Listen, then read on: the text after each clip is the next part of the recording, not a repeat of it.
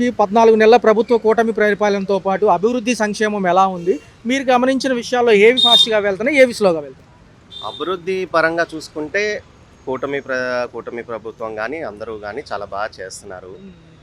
So, చెప్పాలంటే రోడ్లు గానీ, క్లీనింగ్ గానీ, వర్షాల్లో వచ్చినప్పుడు సహాయ చేరుతులు గానీ, ఇప్పుడున్న రీసెంట్ ఇష్యూస్ కానీ అన్నీ తొందరగా చేస్తున్నారు. ఇంకా పెట్టాలి అంటే చాలా శ్రమించాలి వాళ్ళు. శ్రమించి దాని గురించి ముందుకు వెళ్తే ఇంకా చాలా బాగా చేయొచ్చని మా అభిప్రాయం. రేపు ఆగస్టు 15 ఉచిత బస్సు ప్రయాణం గురించి ఉచిత బస్సు ప్రయాణం మనం ఆల్రెడీ తెలంగాణలో చూసాం ఎలా ఉందో ఏంటా అనేది. అది కూడా ఆంధ్ర తెలుగు బిడ్డలు, తెలుగు అమ్మాయిలు అందరూ చూడాలి. అది చూసి ఎలా ఉందో వాళ్ళు కూడా ప్రోత్సహించాలి ఇలాంటి వాటి అన్నిటి కూడాను. ఎందుకంటే ఎప్పుడు తెలంగాణ వాళ్ళకి వెళ్ళినప్పుడు ఆధార్ కార్డు తీసుకుని ఆంధ్ర అయితే వదిలేసేవాళ్ళు. వాళ్ళకి ఇప్పుడు ఎలా ఉందో ఏంటో చూస్తే అది కూడా మనకి ఎంతవరకు యూజ్. ఇది ఏంటంటే రోజువారీ ప్రయోజనాలు అంటే ఎవరైతే డైలీ లేబర్స్ ఉంటారో వాళ్ళకు ఉపయోగపడేటట్టుగా చంద్రబాబు నాయుడు గారు అందరూ ప్రభుత్వం కీలక నిర్ణయం తీసుకుంది. తల్లో 2-3 నెలలు ఏమన్నా అందరూ వెళ్తారేమో తర్వాత సంగతి. ఉపయోగపడే వాళ్ళందరూ వెళ్ళాలని మనస్ఫూర్తిగా కోరుకుంటున్నాను. రాహుల్ గాంధీ గారు ఏపీ రాష్ట్రం గురించి కూడా మాట్లాడితే బాగుండేది. ఇక్కడ కూడా ఈ ఓటుకి సంబంధించి ఈసీతో ఆయన ఏదైతే వివాదంలో ఉన్నారో దానికి ఇక్కడ కూడా జరిగిన మాట వాస్తవమని మాజీ ముఖ్యమంత్రి జగన్ గారు నిన్న మీడియా ముఖంగా చెప్తున్నారు. ఈ సంబంధించి ఏదైతే రేవంత్ రెడ్డి గారు, చంద్రబాబు గారు వీళ్ళందరూ కలిసి హాట్లైన్లో మాట్లాడుకుంటున్నారు, రాహుల్ గాంధీతో టచ్లోనే ఉన్నారు. ఆయన ఏ రోజైనా ఆంధ్రప్రదేశ్ గురించి మాట్లాడారా రాహుల్ గాంధీ గారు అని ఈయన అడుగుతున్నారు. ఎలా రాహుల్ గాంధీ గారు ఓవరాల్ ఇండియాలో ఎలక్షన్ కమిషన్ గురించి చెప్పింది వాస్తవమో అది కాదో అక్కడ ఎలక్షన్ కమిషన్ అనే డిపార్ట్మెంట్ వాళ్ళు సరి చూసుకుని చేసుకోవాలి ఏమన్నా ఉంటే. ఇన్ని సంవత్సరాలు జరిగిన వాటిల్లో ఇదివరకు అంటే ఓటు ప్రాబ్లము, అందరు దొంగ ఓట్లు అన్నీ వేస్తున్నారు అన్నారు. ఇప్పుడు ఎలక్ట్రానిక్ మిషన్స్ వచ్చిన తర్వాత కూడా ఇలాంటివి జరుగుతున్నాయని చెప్పడంలో తప్పేం లేదు. కాకపోతే అది నిరూపించాల్సిందిగా ఎలక్షన్ కమిషన్ వారిని ప్రాధాయపడుతున్నాం మేము. అది ఎప్పుడు బాగుపడుతుందో మనం కూడా వేసిన ఓటుకి హక్కుకి మనం చేసినట్టు న్యాయం పడుతుంది. జనరల్ అంశంగా చూసుకుంటే సార్ ఇందాక అన్నారు అయితే పులివెందులకు సంబంధించి ఈ రోజే రిజల్ట్ మరి ఈ రోజు 14 కాబట్టి 2 తేలిపోతుంది. ఒంటిమిట్ట కానీ పులివెందులు కానీ అంటున్నారు. అది నిన్న మీడియా ముఖంగా ఆయన మాట్లాడారు. ఏకపక్షంగా వహించిన విధానం కానివ్వండి, ఎవరు మాజీ ముఖ్యమంత్రి. రెండోది మా ఏజెంట్లు లోపలికి వెళ్ళలేకపోవడం, రిగ్గింగ్లు కానివ్వండి మొత్తం క్యాన్సిల్ చేసి 30 పోలింగ్ బూతుల్లో మళ్ళీ పెట్టాలంటే ఎలక్షన్ కమిషన్ చాలా బడ్జెట్ అవుతుంది అంటున్నారు. మరి ఏ విధంగా చూడాలి? క్యాన్సిల్ అవుతుందంటారా? రీపోలింగ్ చేసినా కొన్ని చోట్ల బాయ్కాట్ చేశారు నిన్న ఎలా? సో మనకున్న ప్రభుత్వం లేదా ప్రభుత్వంతో సంబంధం లేదు. ఎలక్షన్ కమిషన్ టోటల్గా గవర్నమెంట్, సెంట్రల్ గవర్నమెంట్ సంబంధించింది. వాళ్ళకి జీవో వచ్చిన ప్రకారం వాళ్ళు చేసిన ప్రకారం వాళ్ళు పోలీస్ అధికారంలో అన్నీ చేశారు, పద్ధతిగా చేశారని అంటున్నారు. కానీ జరగట్లేదని అవతల వాళ్ళు అంటున్నారు. అక్కడ ఉన్న వాళ్ళకి లేదా ఎలక్షన్ కమిషన్ వాళ్ళకే తెలియాలి ఇలాంటి వాటికి. సో వాళ్ళు ఒక కేసు వేసి ప్రచారణ చేసి అప్పుడు తుది నిర్ణయం తీసుకోవాల్సిందిగా కోరుకుంటున్నాము.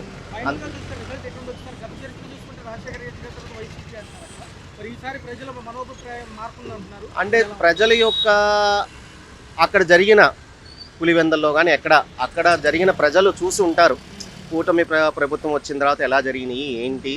అది దాని మీద ఎవరికి వేయాలో వాళ్ళకి అధికారం ఉంది, వాళ్ళు వేశారు. ఇప్పుడు రిజల్ట్ అంటారా, వచ్చేది కూటమి అయినా జగన్ గారి కుటుంబం ప్రభుత్వం అయినా ఎవరైనా ప్రజలు కోరుకునేది వాళ్ళకి కావాల్సిన పనులు, వాళ్ళకి కావాల్సిన ఏమైతే ఉన్నాయో వాళ్ళకి పూర్తిగా చర్యలు చేస్తే ఎవరికైనా వేస్తారు ప్రజలు అనేవాళ్ళు. ఆయన ఒక మాట అన్నారు, ఫైనల్ గా చూసుకున్నట్లయితే ఆయన ఒకే ఒక మాట అన్నారు, ఇదే ఎలక్షన్ లాస్ట్ కాబోతుంది చంద్రబాబు నాయుడు గారి జీవితంలో, ఇంకా ఉండబోదు అంటారు మాజీ ముఖ్యమంత్రి. ఈ వీటి గురించి చెప్పాలంటే ఇది ప్రిడిక్షన్స్, అన్లెస్ ప్రిడిక్షన్.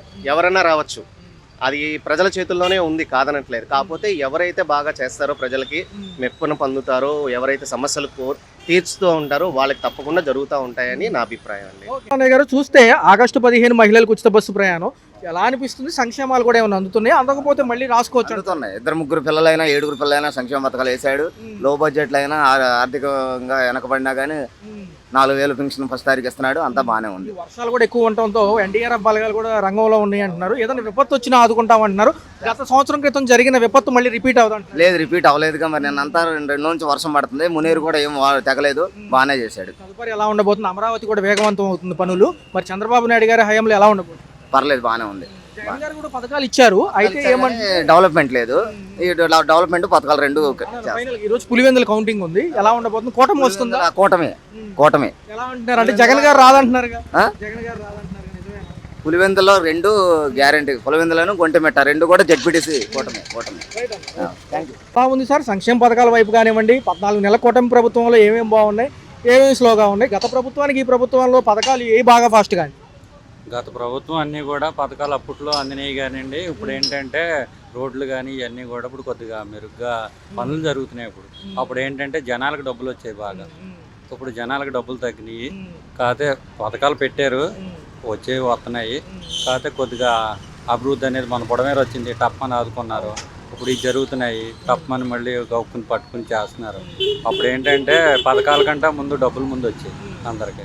గత వారం రోజులను చూసే ఉంటారు, పులివెందుల ఒంటిమిట్ట ఎలక్షన్ పెద్ద జాతీయ ఎలక్షన్ లాగానే హడావుడి చేశారు. జనరల్గా వార్తల్లో చూసుంటారు. ఈ రోజు రిజల్ట్ వస్తుంది సార్, ఎలా ఉంటుంది? అక్కడ కూడా కూటమి వస్తుందంటారు.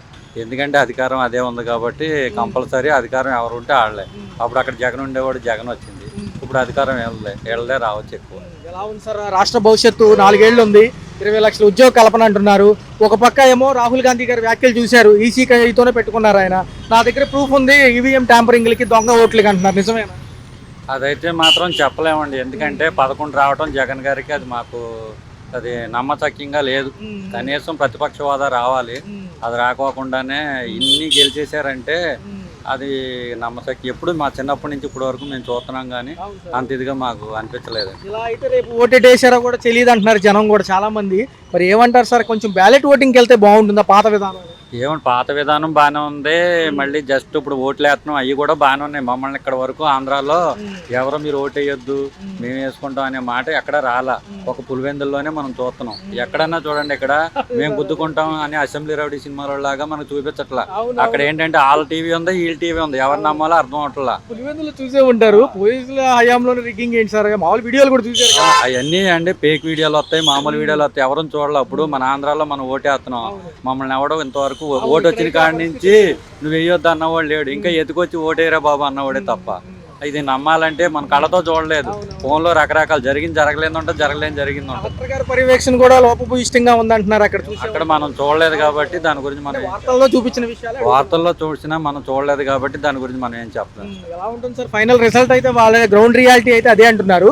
మరి గతంలో చరిత్రలో చూసుకుంటే రాజశేఖర రెడ్డి వైసీపీ ఉంది అక్కడ, మరి ఎలా ఉంటుంది? ఈ ప్రస్తుతానికి అయితే అప్పట్లో అంతా అదే ఉంది. ఇప్పుడు అధికారం వీళ్ళది ఉంది కాబట్టి ఇక్కడ ఇదే రావచ్చు.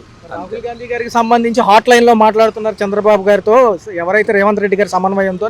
నిన్న జగన్ గారు మీడియా ముఖంగా అంటున్నారు ఇదే లాస్ట్ ఎలక్షన్ కూడా కావచ్చు చంద్రబాబు గారికి అంటున్నారు. ఏమండి ఎవరేమనుకున్నా ఇప్పుడు అంతకుముందు అందరూ మాట్లాడిన వాళ్ళే, అసలు బూతులు మాట్లాడారు. ఇప్పుడు ఎవరో బయటికి రావట్లా. ఇప్పుడు ప్రతిపక్ష హోదా లేకపోయినా వీళ్ళు బయటకు వచ్చి మాట్లాడితే వెనకాల జనాలు ఉంటారు. వాళ్ళే మాట్లాడలేనప్పుడు వెనకాల జనాలు ఏముంటారండి? క్యాన్సిల్ చేసి మొత్తం రీపోలింగ్ అంటే అవుతుందా సార్? 30 బూతులు 2 ఏరియాలు కదా, అది కూడా అవుద్దండి. ప్రభుత్వం తలుచుకుంటే ఏదన్నా జరుగుతుంది. మరో భారం అంటున్నారు మళ్ళీ ఎలక్షన్ కమిషన్. అది వాస్తవమే. మరి అది మళ్ళీ మన మీద పడితే తెలియకుండా మనమే ఉచిత పథకాలు అనుకుంటున్నాం, మళ్ళీ మందు మీద బస్సు మీద. ఇప్పుడు బస్సులు ఉచిత బస్సులు అన్నాడు, రేపొద్దున ఆయిల్ ప్యాకెట్ మీద వేసాడు అనుకో సామాన్య మానవుడిగా పడిద్ది. అందరూ బాగానే ఉంటారు, మధ్యతరగతి వాళ్ళు సామాన్య మానవులే నష్టపోతారు.